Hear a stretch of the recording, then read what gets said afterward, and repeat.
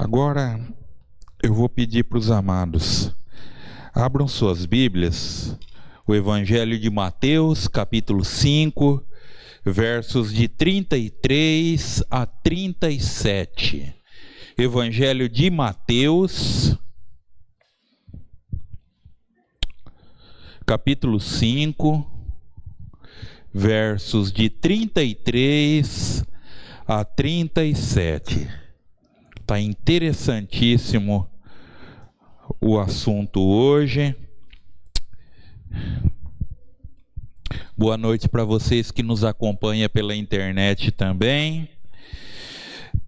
Nós estamos na mensagem de número 9 da nossa explanação sobre o Sermão da Montanha. E o texto é Mateus, capítulo 5, versos de 33 a 37. E diz assim a palavra do nosso Deus: Ouviste o que foi dito aos antigos: não julgarás em falso, mas cumprirá os teus juramentos ao Senhor. Eu, porém, vos digo: de maneira nenhuma jureis, nem pelo céu, nem por ser o trono de Deus, nem pela terra, por ser o estrado dos teus pés, nem por Jerusalém, por ser a cidade do grande rei, nem jureis pela tua cabeça, porque não podes tornar um fio de cabelo branco ou preto. Seja, porém, o vosso sim, sim, e o vosso não, não, que o que passar disso vem do maligno. Vamos orar mais uma vez? Pai querido, muito obrigado pela tua bondade, pelo teu amor. Muito obrigado pela tua palavra que é viva e eficaz. Muito obrigado pela tua igreja reunida, ó Pai. Esteja abençoando, guardando, protegendo, ó Pai, cada amado que não tomou por precioso o conforto de seus lares e preferir estar aqui ouvindo da tua palavra. Cuida de nós, pois essa é a nossa oração que fazemos no nome de Jesus. Amém.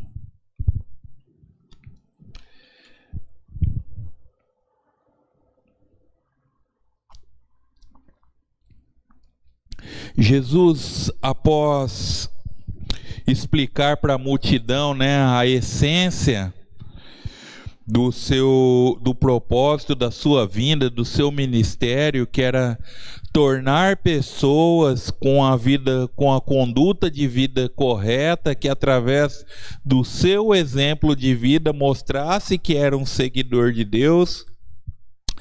Ele começa, mas que diretamente, vamos dizer assim, apontar os erros daquelas pessoas que se julgavam acima da lei, que eram as pessoas que foram treinadas, que foram preparadas para estar ensinando as pessoas a respeito da palavra de Deus, mas na verdade eles viviam uma grande falsidade e eles torciam e distorciam a palavra segundo o seu querer, que quando necessário eles amenizavam e quando necessário eles enrijeciam e endureciam a palavra conforme o seu querer. E Jesus, ao demonstrar a verdadeira interpretação da lei, é interessante falar isso, que muitas pessoas erroneamente acham que Jesus estava dando uma nova interpretação, ele estava distorcendo, ele estava mudando a lei que foi ensinada, mas não, ele estava mostrando a verdadeira interpretação, que, ou seja, você sentir primeiro no coração, para através do que você sentir, você transformar ou não em ações. Então, por isso que era a verdadeira interpretação da lei.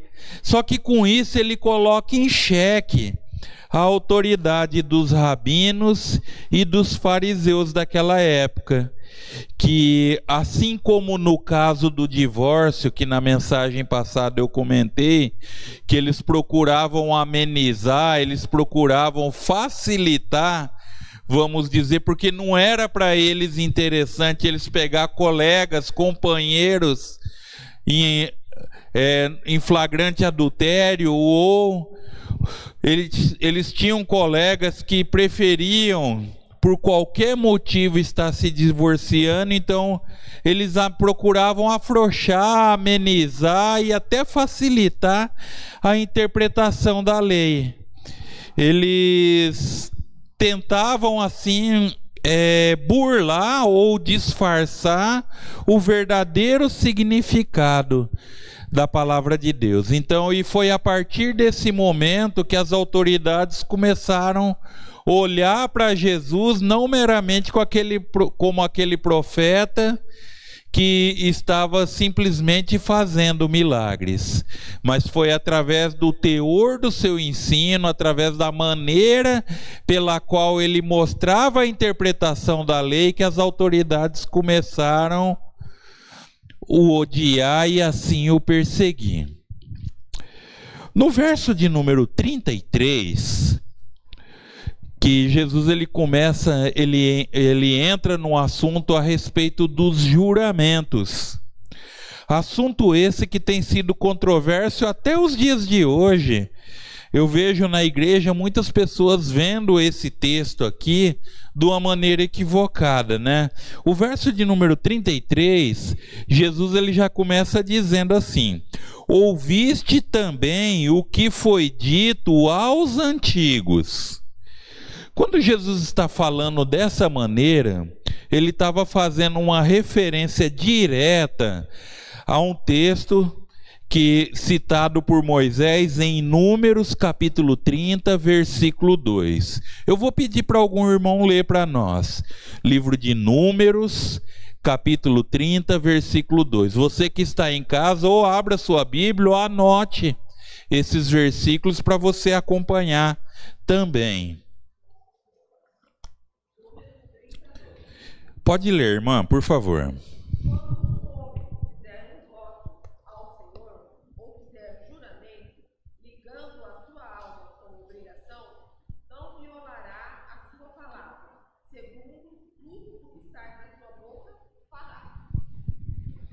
Ou seja, Jesus ele estava dizendo o seguinte a respeito da importância de você cumprir um juramento.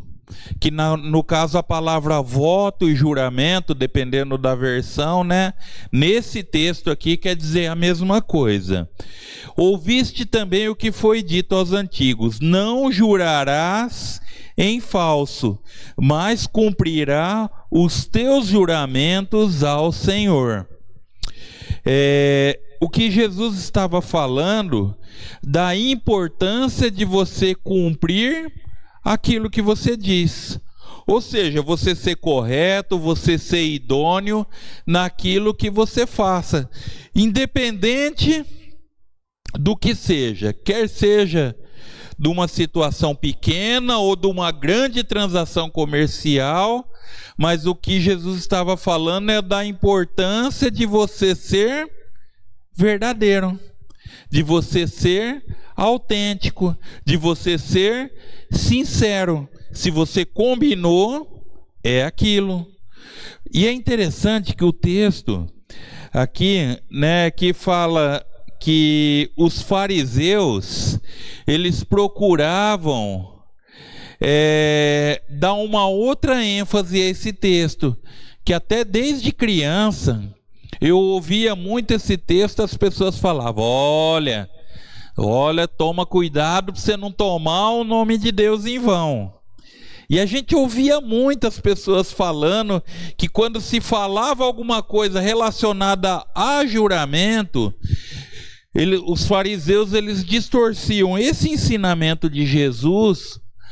Eles tentavam arremeter para aquele texto lá de Êxodo capítulo 20, que fala que não tomarás o nome de seu Deus em vão. Só que aqui, esse texto de Números, capítulo 30, versículo 2, que a irmã acabou de ler, não está falando de tomar o nome de Deus em vão, mas estava falando a respeito de juramento. Mas por quê? Qual que era a grande situação aqui? Que muitas vezes eles preferiam frisar da importância de você não, como que eu vou desdenhar do nome de Deus, não zombar do nome de Deus, do que da importância de você honrar aquilo que você fala. Porque não que não seja importante, por favor, não me interpretem mal. Mas o texto aqui não está falando de tomar o nome de Deus em vão, mas o texto está falando da seriedade, da idoneidade daquilo no qual nós falamos. Só que aí, quando se falava a respeito de juramento, os fariseus eles falavam, não, quando se fala de juramento é que você não pode falar, eu juro pelo Senhor. Então eles pegavam, e o resto é resto. Mais ou menos o ensinamento deles era assim. Mas Jesus estava falando, não, o cerne, a essência do texto, não é isso que eles estão falando, mas é a respeito do seu juramento. Que independente se você jurar pelo nome do Senhor, ou se você jurar pelo nome do seu filho, se você não está cumprindo, você está errado da mesma maneira. Era isso que Jesus estava querendo frisar, era isso que Jesus estava querendo ensinar. Não do fato de tomar o nome de Deus em vão, que o texto não está falando a respeito disso, mas da seriedade de se cumprir aquilo que se prometeu. Que até vamos ler mais 2 textos para completar, para embasar isso que Jesus estava ensinando. Um irmão abre para nós Malaquias capítulo 3, versículo 5, e outro irmão, para nós ganharmos tempo, Eclesiastes capítulo 5, versos 4 e 5. Um abre em Malaquias 3, 5 e o outro Eclesiastes 5, versículos 4 e 5, para embasar, para ver que não tem nada a ver com de tomar o nome de Deus em vão. Mas primeiro Malaquias 3, 5.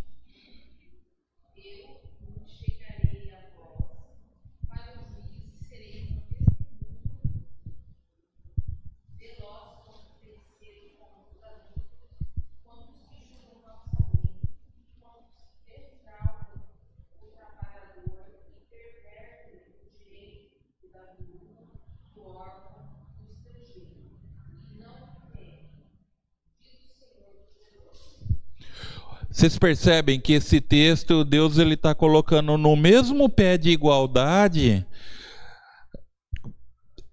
pecados que aos olhos da sociedade judaica naquela época, e até nos dias de hoje também, eram grandes atrocidades, pessoas que defraudavam o direito das viúvas, e de tantas outras coisas. Ele colocava no mesmo pé de igualdade aquele que prometia e não cumpria. E para arrematar esse assunto, e nós seguimos em diante, Eclesiastes capítulo 5, versos 4 e 5.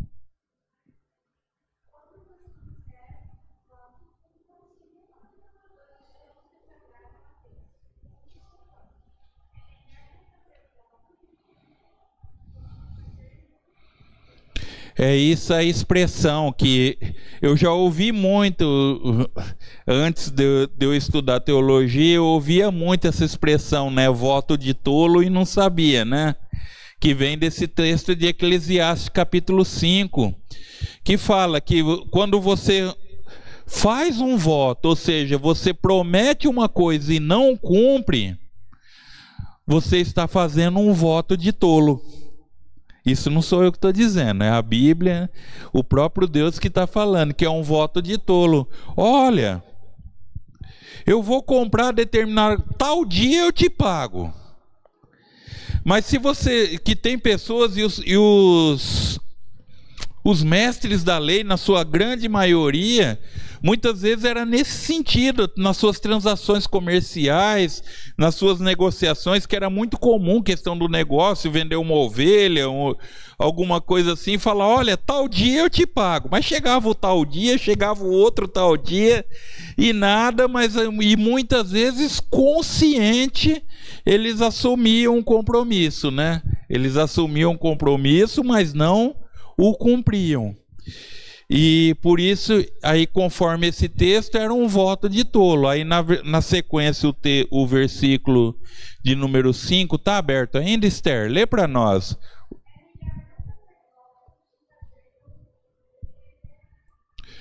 Aí Salomão ele está dizendo, né? É melhor você, se você sabe que naquele dia você não vai conseguir cumprir o que você está prometendo, é melhor não fazer. Simples assim. Então Jesus ele está sendo bem claro, né? Bem enfático nessa questão, né? Que por isso que ele diz, né? Não jurarás em falso, mas cumprirá os teus juramentos ao Senhor. Os versos de 34 a 36, aí Jesus, ele, para poder exemplificar o que ele estava explicando, deixa eu pôr meu ajudante aqui, ele diz assim, eu porém vos digo, como se ele estivesse falando, olha, aos antigos foi dito dessa maneira, a minha interpretação a respeito disso é dessa maneira, ó, eu porém vos digo, de maneira nenhuma jureis, nem pelo céu, por ser o trono de Deus, nem pela terra, por ser o estrado dos teus pés, nem por Jerusalém, por ser a cidade do grande rei, e nem jureis nem pela tua própria cabeça, porque não podeis tornar um cabelo branco ou preto. É interessante que Jesus ele está aqui dizendo que nós não podemos jurar por coisas ou lugares pela qual nós não podemos controlar. Porque como que eu vou jurar pelo céu? Ah, eu juro pelo céu. Que influência eu tenho no céu? Né? Ah, eu quero que o céu fique preto, que o céu fique amarelo, que fique, né, se eu estiver mentindo. Jesus está falando, é loucura você estar fazendo um negócio desse, porque você está jurando, e quando você jura, você está colocando como penhor. É como se eu estivesse falando, olha, eu estou devendo, mas se eu não pagar a conta, pode pegar a moto do Vicente como a dívida, no lugar da dívida. Porque eu estou prometendo uma coisa que não me pertence, que não está no meu controle. Vocês percebem? E era justamente isso que Jesus estava falando. Não adianta, eu juro por Jerusalém, que as pessoas colocavam muito, porque Jerusalém, e ainda hoje, né, a cidade de maior destaque no mundo, que sempre tem assunto sobre Jerusalém, mas não dá para eu jurar por Jerusalém. Que influência eu tenho, que poder, que controle eu tenho por Jerusalém? E Jesus fala, então não dá para jurar nem pelo céu, nem pela terra, e nem pela sua cabeça, porque nós não temos controle nem pela nossa vida. Por isso que Jesus ele fala, eu porém vos digo, que de maneira nenhuma jureis. Aí você pode estar se perguntando, ô pastor, mas que negócio é esse? Então não é para mim assumir compromisso? Não é isso que a palavra está dizendo. A palavra está dizendo que você pode, deve e tem que assumir seus compromissos, sim. Só que você tem que levar uma vida idônea de tal maneira que você não precise ficar garantindo, olha, mas eu juro que é verdade. Olha, eu garanto que vai ser assim. Não. Que o seu próprio estilo de vida demonstre que isso seja uma realidade. Vamos ler um texto Eu vou pedir para ler Levítico capítulo 19, versículo 12. Levítico 19, versículo 12.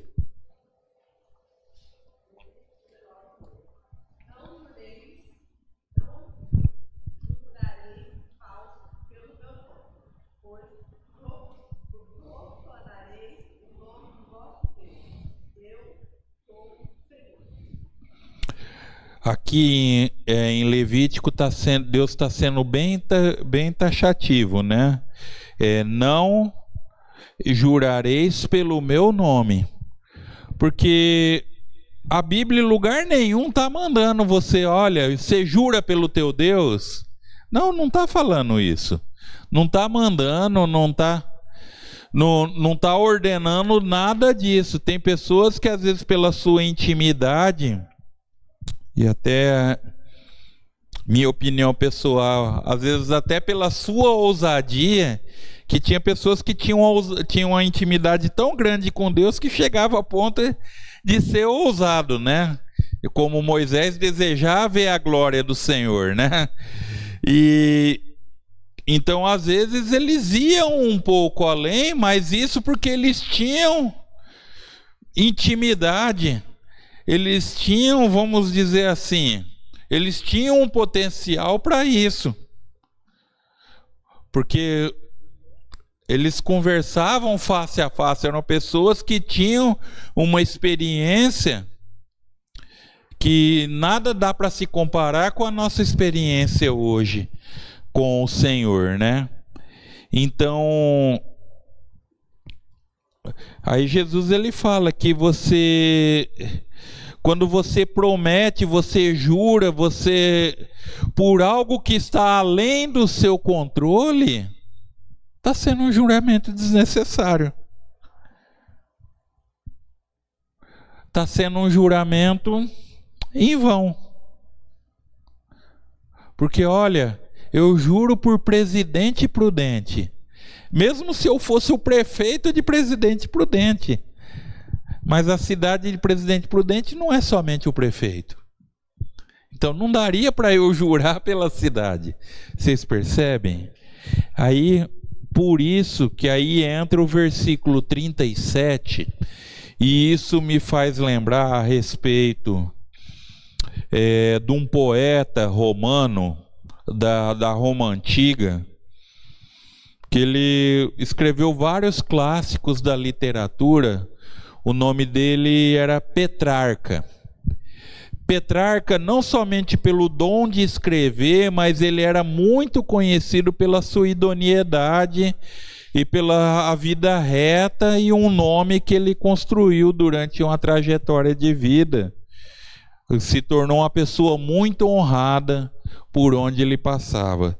Certa vez Petrarca ele foi convidado para ser testemunha num júri popular. E quando o juiz percebeu que uma das testemunhas se tratava de Petrarca, ele pegou e falou: ó, quanto a ti, Petrarca, eu dispenso você de fazer o seu juramento, porque eu sei que a sua palavra vai ser sim ou não. E eu fico pensando, né? Imagina a honra, né, o respeito que esse homem tinha, né, perante a sociedade, né, que a palavra dele era respeitada. E me fez lembrar um texto de Efésios capítulo 4, verso de número 25. O apóstolo Paulo exortando a igreja lá em Éfeso, ele mandou esse recado, né? Efésios capítulo 4, verso 25. Quem achou pode ler para nós.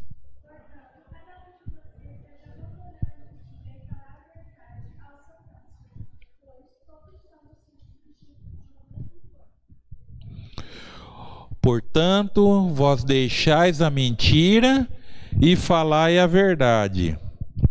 O cerne de todo esse comentário de Jesus sobre o juramento Ele estava exortando aquele grupo de pessoas que estavam ali ouvindo o sermão, estavam ouvindo a mensagem, que o estilo de vida deles, para eles serem um seguidor de Jesus, para eles serem sal da terra, para eles serem luz do mundo, para eles serem um bem-aventurado, eles deveriam ter uma vida íntegra, a ponto de só falar a verdade. Abandonar os erros, para quando as pessoas olhassem para aquelas pessoas, falar: não, essa pessoa é uma pessoa correta. Essa pessoa é uma pessoa idônea. É interessante, eu já ouvi diversos relatos, né, a respeito que quando o pastor Isaías Maurício da Rocha ainda estava vivo, né, em vida ainda, vários irmãos às vezes iam em alguma loja, ia fazer crediário, tudo, e quando se falava que era membro da igreja na qual o pastor Isaías era pastor, né, as pessoas falavam: não, então se você é uma ovelha do pastor Isaías, você pode levar até a loja inteira. Porque aí um nome que se dava credibilidade. E é interessante isso, né? Como que é lamentável. Hoje nós percebemos que as pessoas têm perdido a credibilidade nas transações comerciais, têm perdido a credibilidade, às vezes até mesmo de compromisso. Às vezes, o compromisso vai ser tal hora. Até abrir um parênteses aqui. Se tem uma palavrinha que eu abomino, essa história que a pessoa fala: mas é no horário batista. Se o horário batista é 8 horas, tem que ser 8 horas. Porque Jesus ele está dizendo aqui, né? Seja, porém, o vosso sim, sim, e o vosso não, não. Porque o que passar disso vem do maligno. Então, nós devemos ser idôneos nas nossas transações, nós devemos ser idôneos nas nossas promessas, nós devemos ser idôneos naquilo que nós combinamos. Jesus ele nos orienta a dizer a verdade, não precisando que fosse necessário fazer juramentos. Até um hábito que eu peguei no meu ambiente de trabalho. Hoje, para quem me conhece, sabe que eu procuro agir dessa maneira. Às vezes, se eu estou conversando, se eu falo alguma coisa, as pessoas: mas você jura que é verdade? Eu falo: minha palavra basta. E esse tem que ser o nosso padrão de vida. Esse tem que ser a nossa conduta. Agora, se as pessoas ainda mesmo assim duvidar da minha palavra, é porque eu preciso rever meus conceitos. É necessário que eu esteja revendo, porque eu não estou sendo digno de credibilidade. A minha palavra está deixando de ser de confiança, ou às vezes nunca foi. Então, é necessário nós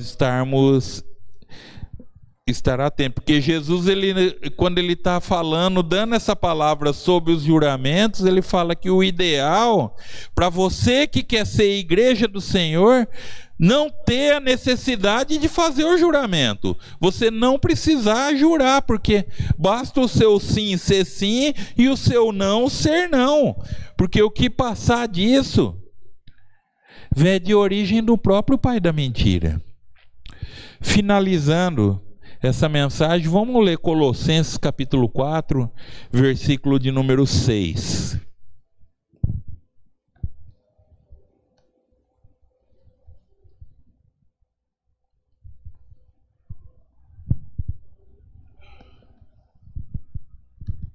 Colossenses capítulo 4, versículo 6.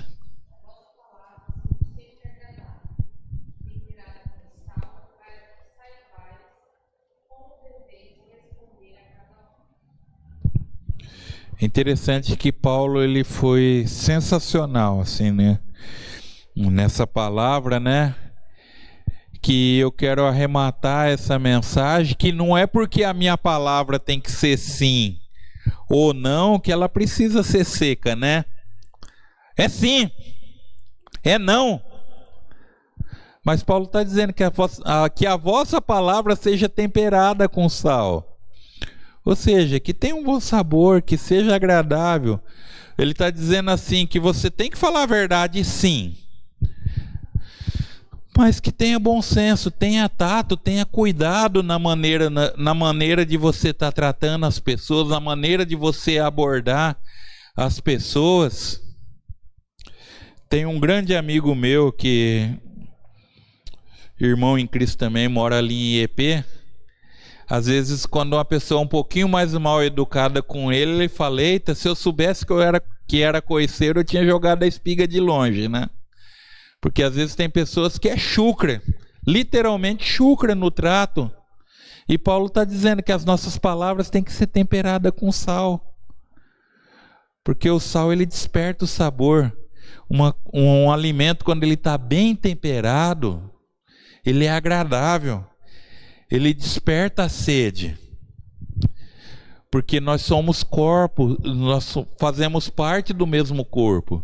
Nós somos família de Cristo. E essa é a importância. Ser íntegro, sim. Ser correto, sim.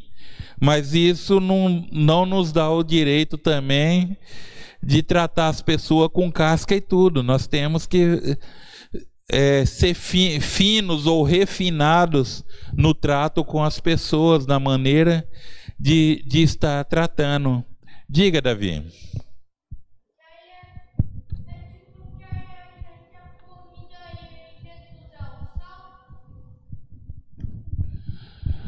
Não, Jesus ele fala que vós sois o sal da terra.